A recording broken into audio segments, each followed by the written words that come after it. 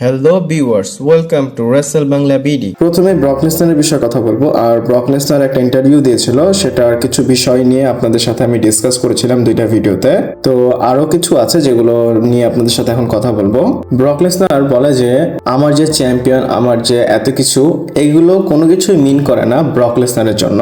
মানে ব্রক লেসনারের মতো একটা মানুষ এই কথা বলতেছে যে কিনা ইউএফসিতে গিয়ে ইউএফসি হেভিওয়েট চ্যাম্পিয়ন হয়েছে, তারপর সে ডাব্লিউডাব্লিউ তে এত কিছু করেছে, স্ট্রিক ভেঙেছে, চ্যাম্পিয়ন হয়েছে এবং তার খুব মেচার রেসলিং আমরা দেখেছি বা দেখি। এক কথায় বলতে পারি, যখন থেকে ব্রক লেসনার এই ইন্ডাস্ট্রিতে এসেছে, ইউএফসি অথবা ডাব্লিউডাব্লিউ, সে শুরু থেকে নাম কামিয়েছে। এগুলো তো তার সব অ্যাচিভমেন্ট। তো ব্রক লেসনারের এই অ্যাচিভমেন্ট দিয়ে কিছুই আসা যায় না। ব্রক লেসনার বলে এই যে আজকালকার ওয়ার্ল্ড আছে, ডার্ক অ্যাস ওয়ার্ল্ড, এগুলো দিয়ে আমার কিছুই আসা যায় না। আমার জাস্ট একটা জিনিসই ম্যাটার করে, আমার যে বাচ্চা তারা ঠিকঠাক আছে কিনা। আমি যখন ঘরে আসি, আমার বাচ্চারা আমার সাথে রেসপেক্টফুলি কথা বলে, এটাই আমার কাছে ম্যাটার করে। মানে এগুলোই ব্রক লেসনারকে স্যাটিসফাই করে। তার বাচ্চারা খুশি আছে, তার বাচ্চারা তার সাথে ভালো মতো কথা বলতেছে। ব্রক লেসনার যদি এখন চ্যাম্পিয়নশিপ নাও জিতে বা ম্যাচও হারে, এগুলো নিয়ে ব্রক লেসনারের কিছু আসা যাবে না। আর আপনাদের একটা জিনিস বলে দেই, এই সেই ব্রক লেসনার যে কিনা ম্যাচ হারতে চেয়েছিল, কিন্তু ভেন্স ম্যাকম্যান তাকে ম্যাচ জিতিয়েছিল এবং ম্যাচটা জেতার পর টাইটেল ভেন্স ম্যাকম্যানের উপর সে ছুঁড়ে মেরেছিল। বাট এখন ব্রক লেসনার খুবই ইজি হয়ে গিয়েছে, ডাব্লিউডাব্লিউ যেটা চাবে সেটা করতে পারবে। এছাড়া আপনাদের বলে দিই, আমি রেসেল বাংলা বিডি 2.0 আরো একটা চ্যানেল, এই নামে একটা চ্যানেল খুলেছি। তো আপনারা ওই চ্যানেলটাকে সাবস্ক্রাইব করবেন। এই চ্যানেলে ভিডিও না আসলে ওই চ্যানেলে পেয়ে যাবেন। এবং আপনারা আমার রেসেল বাংলা বিডি 2.0 এই চ্যানেলটা আমার চ্যানেলের ভিতরেই পেয়ে যাবেন। তো কাইন্ডলি আপনারা যারা রেগুলার ভিডিও দেখেন, ওই চ্যানেলটাকে সাবস্ক্রাইব করবেন। এরপর ব্রক লেসনারের বিষয়ে কথা বলবো। আর ব্রক লেসনার তার ফ্যানদের বিষয়ে কমেন্ট করেছে, আর আমিও ব্রক লেসনারের ফ্যান। আপনারা যদি ব্রক লেসনারের ফ্যান হয়ে থাকেন, আপনারা ডিসঅ্যাপয়েন্ট হবেন না, সে ভালো কথাই বলেছে। আর তার কমেন্টগুলো শুনে মনে হচ্ছে ব্রক লেসনার আলাদা দুনিয়া থেকে এসেছে। সে নিজের ফ্যানদের অ্যাড্রেস করে বলে, আমি ওই ফ্যানদের অ্যাপ্রিসিয়েট করি যারা আমাকে ফলো করে এবং তারা আমাকে টাইমও দিয়েছে, সেটাকে আমি রেসপেক্ট করি। এবং বলে আজকালকার যে ফ্যান তারা খুবই ম্যাচার এবং তারা খুব ভালো। ব্রক লেসনার আরেকটা কথা বলেছে যে আমিও কিন্তু মানুষ, আমাকে তোমরা ডিহিউম্যানাইজ করবে না। যখন আমি বাচ্চাদের সাথে থাকি, আমার ওয়াইফের সাথে থাকি, পাবলিকলি আমাকে দেখে এসব বলবে না।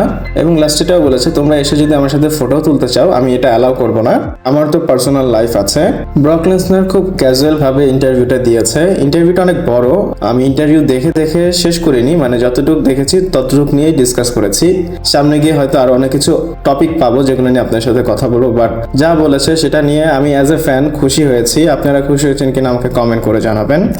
এরপর আপনাদের নেক্সট যে মানডে নাইট রটা হবে সেটার একটা স্পয়লার দিব। আর এটা হচ্ছে ব্রন বেকারের রিটার্ন। নেক্সট যে মানডে নাইট রটা হবে সেটা মেডিসিন স্কয়ার গার্ডেন থেকে হবে। তো ডাব্লিউডাব্লিউ সেটাকে বড় বানানোর জন্য হয়তো ব্রন বেকারকে নিয়ে আসতে পারে। আর আমরা জানি ব্রন বেকার ফিট হয়ে গিয়েছে।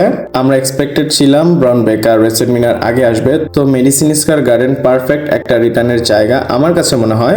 ব্রন বেকার যদি আসে, সেথ রলিন্সের রেসেলমিনার অপোনেন্ট আমরা পেয়ে যাব, আর পল হেমনও একটা গায়ে পেয়ে যাবে। আপনাদের কি মনে হয় ব্রন বেকার কবে রিটার্ন করবে? আমাকে কমেন্ট করে জানাবেন। এরপর আপনাদের রকের বিষয়ে কথা বলবো। আর রক কি রিটার্ন করতে পারে? এটা কেন বললাম, মানডে নাইট রতে ডাব্লিউডাব্লিউ অনেক কিছু করেছে, যেটার পর স্পেকুলেশন আরো হেভিলি হয়ে গিয়েছে রক হয়তো রিটার্ন করবে। যেমন ব্যাকস্টেজের একটা সেগমেন্ট এলিনাইট ছিল, সেখানে প্রোডাকশন ট্রাকে রকের পোস্টার আমরা দেখতে পেরেছি। আপনাদের যদি এই ছবিটা বুঝতে হয়, তাহলে আপনাদের 2024 সালের রেসেলমিনিয়াতে যেতে হবে। ডাব্লিউডাব্লিউ এন্ডে জন সিনা এবং স্টোন কোলকে প্ল্যান করেছিল, আমরা জন সিনাকে দেখেছি, স্টোন কোল আসতে পারেনি। Stone Cold Steve Austin charge বেশি চেয়েছিল, এর জন্য ডাব্লিউডাব্লিউ রিপ্লেস করে আন্ডারটেকারকে নিয়ে এসেছিল। এছাড়াও ড্যান হজেন একটা ফটো পোস্ট করেছে এবং রকের স্টাইলে একটা ছবি তুলে পোস্ট করেছে। ব্যাকগ্রাউন্ডে আমরা রককে দেখতে পাচ্ছি। এছাড়াও ডাব্লিউডাব্লিউ টেস্ট করতেছে হয়তো রক রিটার্ন করবে। ডাব্লিউডাব্লিউ তাদের ইউটিউব চ্যানেলে এই সেগমেন্টটা, ফুল সেগমেন্টটা পোস্ট করেছে। আর আপনারা হয়তো এই সেগমেন্টটা সবাই দেখেছেন, কোডি রোডসকে রক ব্রুটালাইজ করেছিল এখানে। এবং আপনাদের আরো একটা কথা বলি, র্যান্ডি অর্টন যখন কথা বলতেছিল, ফোন কলে কথা বলতেছিল, তখন পিছনে লেখা ছিল এভরিথিং ম্যাটার্স। আর এই কথাটা কিন্তু রক বলে থাকে। আমার মনে হয় ডাব্লিউডাব্লিউ টিজ করতেছে রককে নিয়ে আসবে। আপনাদের কি মনে হয়? আমাকে কমেন্ট করে জানাতে পারেন। এরপরে স্ম্যাকডাউনের ভিউয়ারশিপের বিষয়ে কথা বলবো এবং স্ম্যাকডাউনের ভিউয়ারশিপে একটা ম্যাসিভ ইনক্রিজ হয়েছে। এর আগের সপ্তাহে এসেছিল এবং এই সপ্তাহে এসেছে। আমি আপনাদের আগের সপ্তাহের ভিউয়ারশিপটা আগে বলি। সেটার ভিউয়ারশিপ 1.419 মিলিয়ন ভিউয়ারশিপ এসেছিল। আর 6 মাস পরে স্ম্যাকডাউনে এরকম ভিউয়ারশিপ এসেছে। আর এই সপ্তাহের এপিসোড মানে লাস্টের স্ম্যাকডাউনের এপিসোড কত এসেছে সেটা আপনাদের বলে দেই। আর বলে দেই আগের সপ্তাহ থেকে এই সপ্তাহের ভিউয়ারশিপ বেশি এসেছে। এটার ভিউয়ারশিপ এসেছে 1.439 মিলিয়ন ভিউয়ারশিপ এবং আগের ভিউয়ারশিপের কম্পারিজনে 20,000 এক্সট্রা ভিউয়ারশিপ অ্যাড হয়েছে। অর্টনের যে ফিউডটা শুরু হলো র্যান্ডির সাথে, এটার পর থেকেই ভিউয়ারশিপ বাড়তেছে। কোরিয়ার্স যখন রিটার্ন করবে তখন দেখি ভিউয়ারশিপ বাড়ে কিনা। আর যদি এরকম আসে আমরা বুঝতে পারবো র্যান্ডির কারণেই এমনটা হচ্ছে। এরপর একটা ভিডিও দেখাবো জেউসোর অর্ডার দেওয়ার পর রোমান রেইন্স যে অ্যাটাক করেছে সেটার পর কি হয়েছে। আপনার এটা অর্ডারস অথবা ইনফ্লুয়েন্স বলতে পারেন, ইনফ্লুয়েন্স বললে বেশি ভালো হবে। জেউসোর ইনফ্লুয়েন্স রোমান রেইন্সের মধ্যে জোশ এনে দিয়েছে, তারপর সে সিএম পাঙ্কে অ্যাটাক করেছে। তো আপনারা হয়তো ক্লিপটা অলরেডি দেখেছেন। দেখেন জেউস স্মাইল করতেছে রোমান রেইন্স যখন সিএম পাঙ্কে মারতেছিল। জেউসো খুবই মজা পেয়েছে যখন সিএম পাঙ্কে বাদ দিয়েছে রোমান রেইন্স। জেউসোকে দেখে মনে হচ্ছে সে স্যাটিসফাই, বাট জিমিউসো একটু রাগ হয়ে আছে। জিমিউসো একটু আলাদা ভাইবস দিচ্ছে, জেউসো পুরানো ব্লাড লাইনের ভাইবস দিচ্ছে। একটা জিনিস বলবো, রোমান রেইন্সের সাথে যখন জেউসো আসে তখন বোঝা যায় জেউসোর রোল কতটা ইম্পর্টেন্ট। আমি চাই না জেউসো মেইন ক্যারেক্টারে চলে আসুক, এইভাবে থাকলেই ভালো হবে। আপনারা কি মনে করেন আমাকে কমেন্ট করে জানাতে পারেন। এরপর রয়ের ভিউয়ারশিপের কথা বলবো, আর এটা হচ্ছে ওই যে রতে ওবাফেমি অ্যাটাক করেছিল ব্রক লেসনারকে ফার্স্ট টাইম। আপনাদের মধ্যে একজন হয়তো কমেন্ট করেছিলেন যে ভাইয়া রয়ের ভিউয়ারশিপ কত সেটা জানাবেন। তো ভিউয়ারশিপ এখন এসেছে, সেটা আপনাদের আমি জানিয়ে দেই।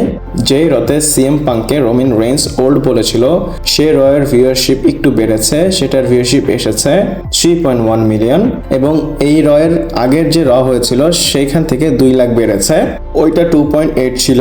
ইন্টারেস্টিং বিষয় হচ্ছে মানি নাইট র একটু বেটার হয়েছে আগে থেকে, মানি নাইট র ভালো হচ্ছে, এর জন্য ভিউয়ারশিপ বাড়তেছে। আপনারা কি মনে করেন আমাকে কমেন্ট করে জানাতে পারেন। এরপর উমেন্স ট্যাগ টাইটেলের বিষয়ে কথা বলবো এবং এই টাইটেল নিয়ে প্ল্যান কি সেটা আপনাদের চট করে বলে দেই। এই টাইটেলটা রেসেলমিনিয়াতে ডিফেন্ড করবে এবং আপডেটটা এসেছে বডি স্ল্যাম থেকে।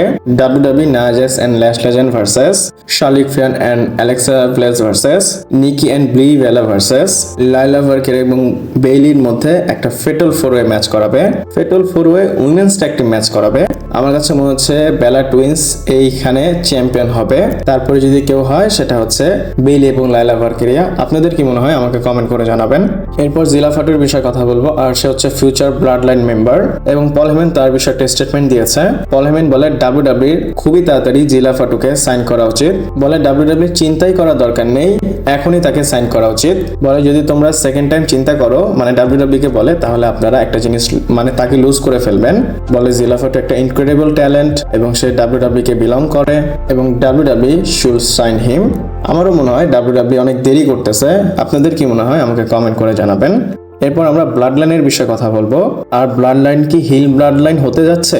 একটাবার ইমাজিন করেন রেসলম্যানিয়া 42 এর এন্ডিং এ রোমান রেইন্সের হাতে চ্যাম্পিয়ন, যে জিমি পেছনে দাঁড়িয়ে আছে এবং বোঝা যাচ্ছে আবার ব্লাড লাইন টপে যাচ্ছে। ভাবলে হয়তো অনেক ফিল আসে যে না আবার তারা রুল করবে। তো প্রশ্ন হচ্ছে এটার চান্স কি আছে? অ্যান্সার হচ্ছে ইয়েস। যেভাবে স্টোরি সামনে যাচ্ছে, হয় রোমান রেইন্সকে এটা অনেক বেশি কস্ট করাবে, মানে রোমান রেইন্স জিতবে না, অথবা এই ব্লাড লাইনের কারণেই আবার সে চ্যাম্পিয়ন হবে। আমার কাছে মনে হচ্ছে ব্লাড লাইনের উপরে যাওয়ার চান্স খুবই বেশি। আপনাদের কি মনে হয় আমাকে কমেন্ট করে জানাবেন। ভিডিওটা এই পর্যন্ত ছিল, ভালো লাগলে লাইক কমেন্ট শেয়ার সাবস্ক্রাইব করে পাশে থাকবেন। পরবর্তী ভিডিওতে আবার দেখা হচ্ছে।